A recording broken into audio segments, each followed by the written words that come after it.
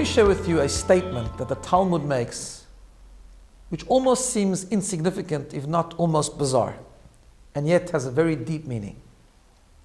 It's about the service of Yom Kippur. In temple times, on Yom Kippur, it was the Kohen Gadol, the high priest, who represented the entire Jewish nation the entire day, bringing sacrifices on their behalf, achieving atonement on their behalf, praying on their behalf.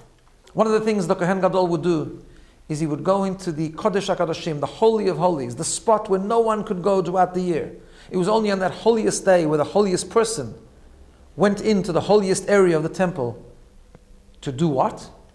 To offer up incense. The law was he had to take some incense, put it onto a pan with coals that would generate a smoke, a cloud, the cloud representing the divine presence. He would then go out, offer up a short prayer, and greet the people. What's the significance of the spices? The spices created this aroma.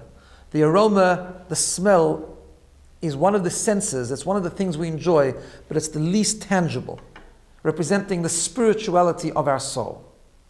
The smell of the Ketorah represented the innermost deep spiritual spark that rests within our soul. That spark which emerges on Yom Kippur, the one day of the year where everyone's neshama, everyone's soul is stirred at some level. And then the Talmud tells us something fascinating.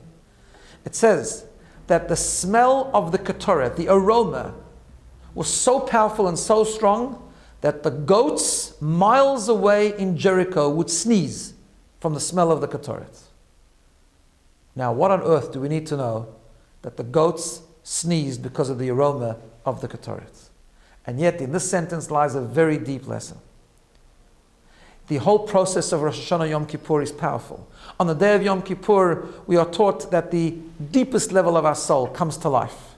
As we reach the end of Yom Kippur, the climax, and we say the prayer of Ne'ilah, where we end off with this cry of Shema Yisrael, when everyone's Jewishness is at its peak, like the Ketorah, like the incense, we have to make sure that that smell extends beyond Yom Kippur.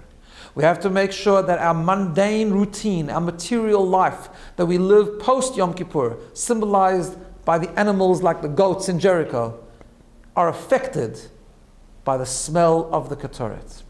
What happens a month after Yom Kippur should still be inspired by the connection we make on Yom Kippur. Today, as of yet, we hope it will happen very speedily, but we don't have a temple, so we retell the story. But the same powerful thing happens. We are all our own high priests. We go into our innermost temple of our own soul. Let us hope that the power of our connection that we create in Yom Kippur will be like the incense of the Kohen Gadol that will affect way after Yom Kippur. That will still feel the energy and inspiration of Yom Kippur for the months throughout the year following this very special day. I wish everyone a Gemar Chatima Tova. May you be sealed for a good and sweet year.